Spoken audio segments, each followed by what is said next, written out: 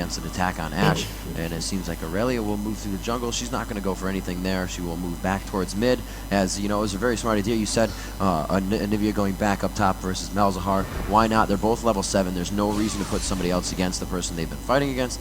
Brand is actually level 7 versus Sao's level 6. And we'll have to see if that does anything. Actually, she just levels. That's really going to help her out there. Missing one, missing the Seer as well. And if she had not just used her dash, that would absolutely have been a time that Sao's could have punished Xuxe a little bit and hurt him. Although he has blue buff, she has to be very careful for the amount of time it's going to take for Brand's cooldowns, which are quite high in the beginning and quite high late game, is why he's a caster and he's really relying on his cooldowns, but he can do a lot of burst damage. Yeah, and he's definitely burning down Soa's a fair amount. Definitely that's hitting minions very well as well. And PK taking a lot of damage from that Anivia, but going to be safe for now. PK has not used his ultimate, he has used Flash. His Ignite is still up, though. He could do some damage to Moma, but Moma, having infinite mana pretty much with that Golem buff, means he's able to constantly harass, and that is why they did the lane switches, because Moma is winning this lane against PK. And, you know, there's been the debate of who is the best mage player. Certainly Xuxe, quite stylish. But, you know, some have said that PK, some have said that Moma being the best mages in the game. Certainly right now, Moma putting himself into a good advantage here, winning it by 1 minion kill and ping spam going off. Oh, the arrow is close. Xuxe barely managing to dodge that by about 300 range, just to the top, and he's going to be safe. The arrow comes by to the left-hand side, of course, not hitting very much as they're out of lane.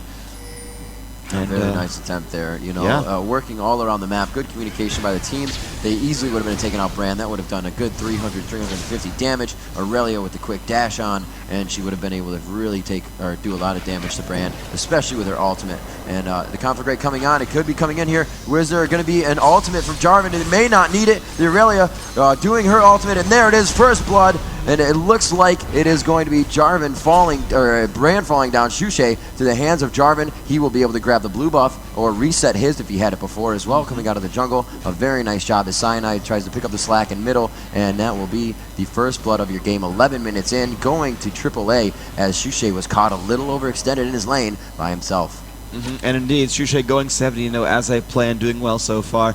I have now taken on the Joe Miller caster curse of getting predictions right.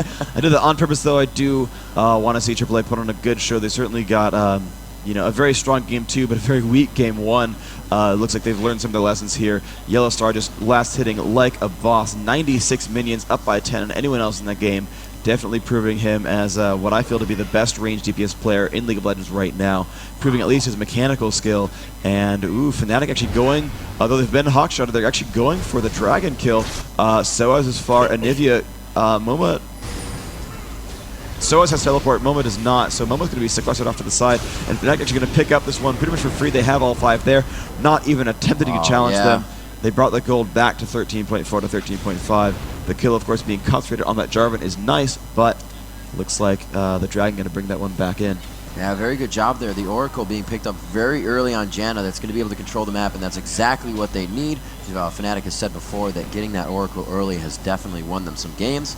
Nivea pushing her lane. That's going to be Moma backing off now as he sees, I don't know where my top lane is. They're probably rotating back up. I'm going to be safe and go back. I don't think he's going to back Blue Pill, though. It looks like he's going to wait for the minions. There's no reason. He does have full mana, and Jarvan is just waiting off to the side here to see if Brand will Pillar of Flames in the middle of the map and push that lane as much as he has, but Xuxe playing very careful now. Oh, another Ashe Arrow just missing, and Xuxe he knows he needs to play very careful now as they are focusing him 110%.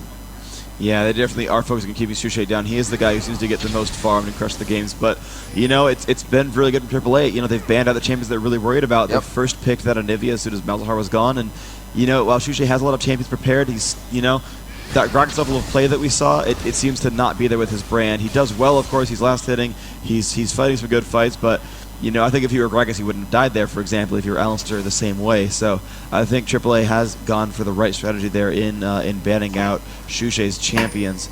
And, you know, it seems that Linak is quite the good jungle Jarvan. So maybe Fnatic will have to rethink their strategy if they go into a game 2.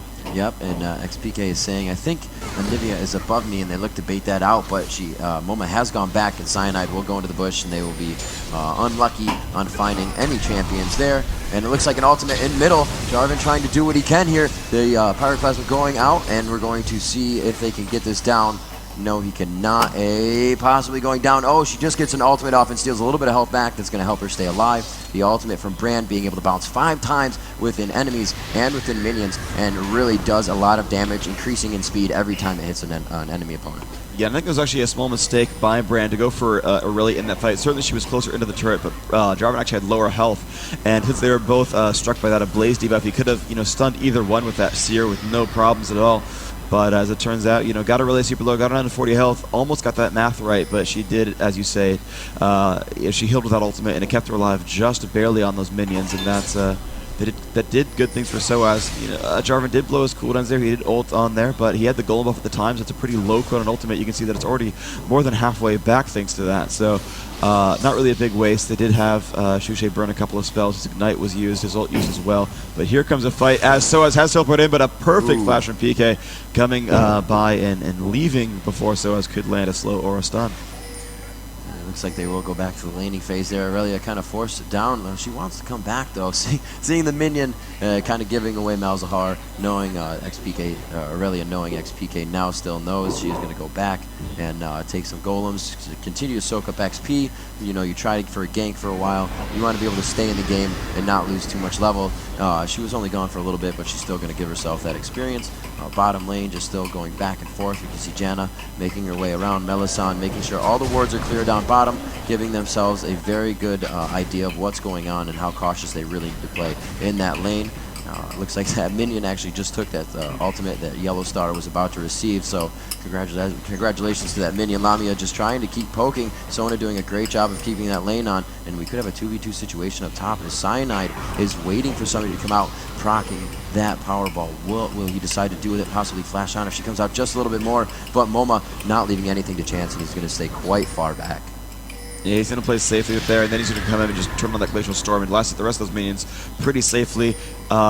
Yeah, just these players are landing extremely well right now. They're not taking too much damage. Ashe getting a little bit low. Lemiazel playing very aggressively with that Sheen, as Yellowstar does have the first BF sword in the game, though 161 attack damage is quite massive, so that's going to be quite powerful there. We'll see if they can make this lane even out. 128 minions on Malzahar is the top on the team, but 137 on both Anivia and Ashe is so much better for AAA right now. They are winning mechanically. They're up 200 gold despite losing a dragon. That first blood, of course, giving them a huge advantage. And PK still just landing as best he can. And Momo waiting in the wings, and actually Jarvan the same, so they could pick up a nice kill if PK wants to lane.